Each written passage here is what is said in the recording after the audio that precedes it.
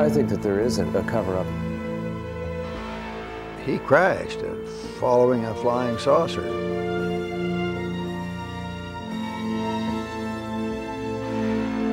No government is going to admit that this is going on, the most important event in human history. Secrecy and democracy are by definition incompatible. An electorate which is denied information is stripped of its ability to make informed decisions. Yet the vaults of official Washington are bulging with classified factoids and squirreled away dossiers. The so-called black budget from which classified military programs are funded has ballooned to $34 billion a year, larger than the total defense budgets of every other nation except Russia. Yet those programs are completely hidden from the American public and all but a handful of elected officials. Conventional wisdom dictates that secrets can't be kept, that Washington leaks like a sieve, and that every story gets told eventually, especially a story as potentially explosive as UFOs. But let me tell you, don't think for a moment that secrets can't be kept. The American taxpayer would have a fit if he knew where some of his tax money was going.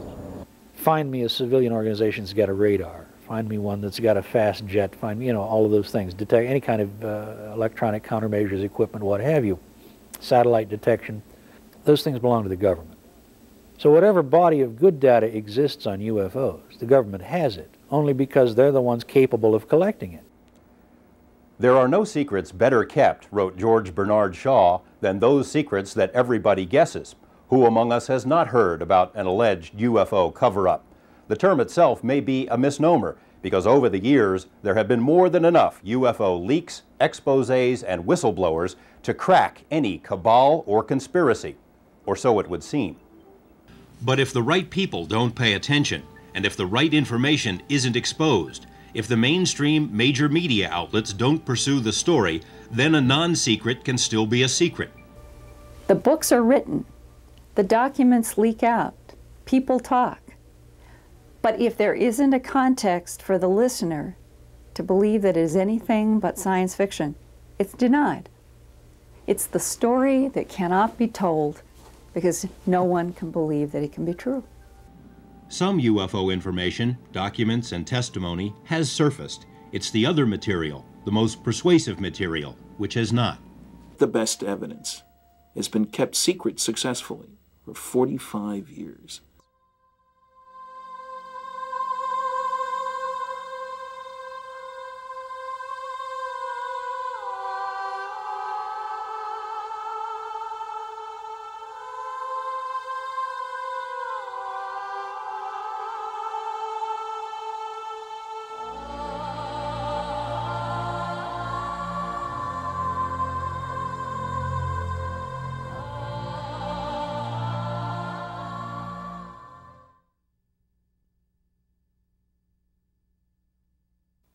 You'd be surprised that folk has seen things and afraid to tell anybody about it. Former Nashville, Tennessee Councilman George Darden has never seen a UFO, but he thought he knew a good deal when he saw one. He was wrong. Darden hoped he could create a few jobs and some tourist income by building, with city funds, a UFO landing pad, sort of a Nashville-style welcome wagon for visitors from the Crab Nebula and beyond. The plan was defeated by a council vote of 27-1. Got one vote, which was a start, and that was my vote. Darden then tried to build the project with his own money, but was denied necessary permits by his skeptical, amused colleagues. The newspapers had a lot of fun at his expense, and the councilman even landed himself on the Joan Rivers show. Politically, he was doomed, and so was his idea. People have come right here in front of my house in tour buses because it came on the radio that I had built it in my backyard, which I had not. Darden says he never thought aliens would actually land in Nashville. He merely thought UFOs were a good gimmick.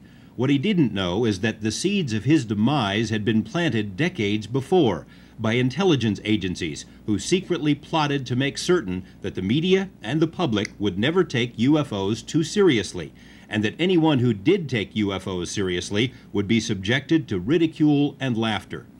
And all the way through, you can trace a deliberate pattern of disinformation, deception, the laughter curtain, the ridicule, the debunking, The UFO bashers that come out, there's still a few of them around, and say that anybody involved with UFOs is a crackpot. And I fault the media for that.